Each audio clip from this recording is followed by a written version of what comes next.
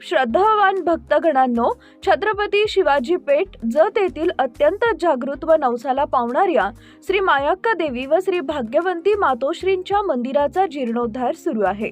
या पवित्र कार्यात भक्तिभावानं सहभागी व्हा। तुमची छोटीशी देणगी ही देवीच्या कार्याला मोठं बळ देईल। संपर्क बसवराज महाराज अलगूर, फोन पे, गुगल पे 97 67 27 22 77। देवी भक्तांनी एकत्र येऊन हे पुण्य कार्य यशस्वी करावे ही नम्र विनंती। नमस्कार, मी मेघा जगताप, बीबीएम न्यूज मध्ये आपल्या सर्वांचं स्वागत। पाहूया आजच्या घडामोडी। जत नगर परिषदेत सत्ता संतुलनाचा खेळ। भाजपला 2 समित्या, काँग्रेस, राष्ट्रवादी व अपक्षांना प्रत्येकी 1 सभापतीपद। नमस्कार, मी आहे माया आणि आपण पाहत आहात बीबीएम न्यूज नेटवर्क। जत नगर परिषदेमध्ये नियोजन व विकास समितीच्या सभापतीपदी उपनगराध्यक्ष विक्रम ताड यांची निवड झाली असून ते भारतीय जनता पक्षाचे प्रतिनिधी आहेत।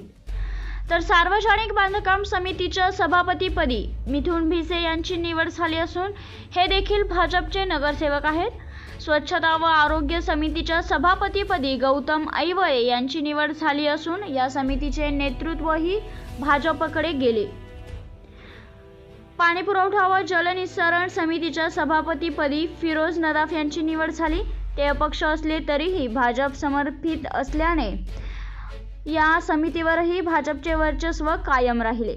दरम्यान महिला व बाल कल्याण समितीच्या सभापतीपदी सौ सुप्रिया योगेश बामणे यांची निवड झाली असून त्या काँग्रेस पक्षाच्या नगरसेविका आहेत।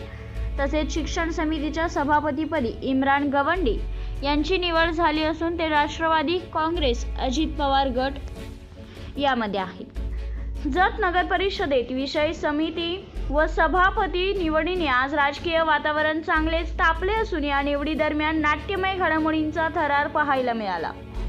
जत नगर परिषदेच्या विषय समिती व सभापती निवडीसाठी नगराध्यक्ष डॉक्टर रवींद्र अरळी यांच्या अध्यक्षतेखाली विशेष सभा आयोजित करण्यात आली होती।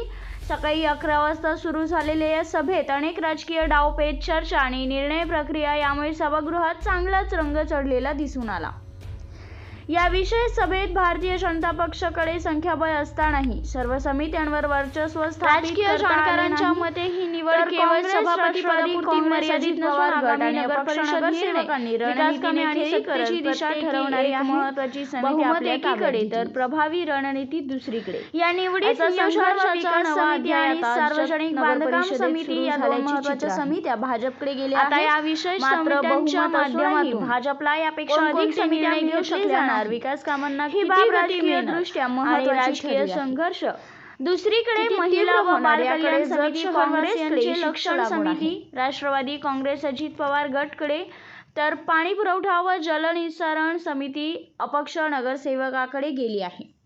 या निवडी दरम्यान सभागृहात संख्याबळाचे गणित, वेळेवर घेतलेले निर्णय आणि विरोधकांची एकजूट हे सर्व निर्णायक ठरल्याचे स्पष्ट झाले।